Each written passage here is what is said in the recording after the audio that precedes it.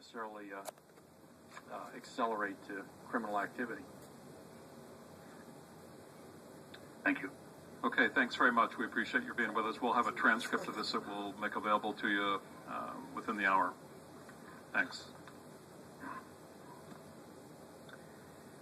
Notre Dame Athletic Director Jack Swarbrick addressing members of the media both locally and nationally in what turned out to be about a 40-minute news conference.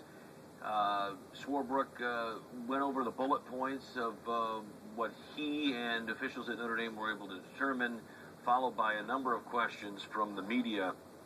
And the long and short of it, Jack Swarbrick and the University of Notre Dame appear to be 100% in Manti Te'o's corner on this one, even though the Deadspin report indicates, at least according to the Deadspin, that some of the people who took part in this hoax were, quote, 80% sure that Manti was part of it. Again, that's coming from the Deadspin article, not Jack Swarbrick.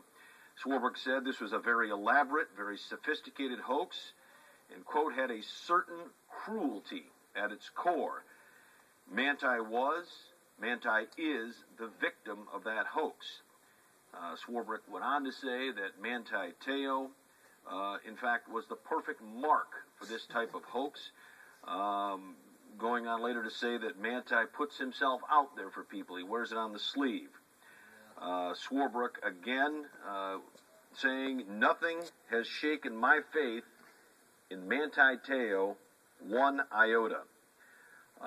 When this really all started snowballing was at the ESPN Awards dinner.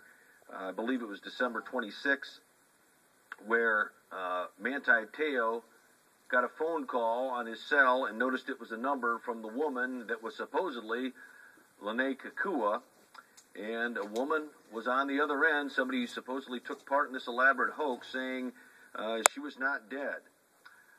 There were lots of questions that Swarbrick simply would not answer, citing student privacy at the beginning, and also saying that he felt that there were questions that should be answered by Manti Te'o and his parents, Brian and Otilia. It's understanding of Jack Swarbrick that Te'o was going to release the story, Te'o being himself and his parents were going to release this story sometime next week, but obviously Deadspin beat him to the punch. Swarbrick described this hoax that was Te'o was ensnared as a catfish hoax. Apparently, it's pretty popular, and he even went on to say he saw a documentary about it, and that Te'o fell victim to it in what is a textbook catfish method. In that there's an initial meeting, there's something. It's like a car wreck or something, and then a death. And apparently this is something that has happened before. Notre Dame hired private investigators, online experts, who were able to pick up some chatter online among the various perpetrators.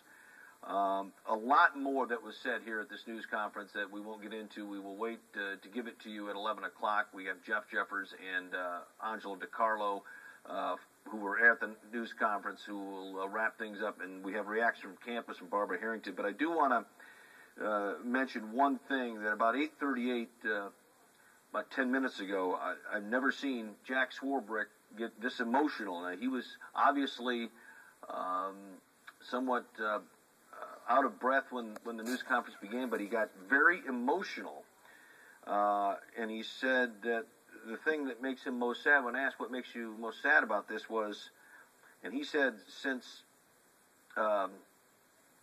Manti is the single most trusting person I've ever met, and now he may no longer be able to trust again. Jack Swarbrick getting emotional at a televised news conference. And of course, we will have much more on this story online at WNDU.com, as well as on WNDU News Center 16 at 11, as well as tomorrow morning on 16 Morning News and throughout the day. I'm Terry McFadden. We'll see you back here tonight.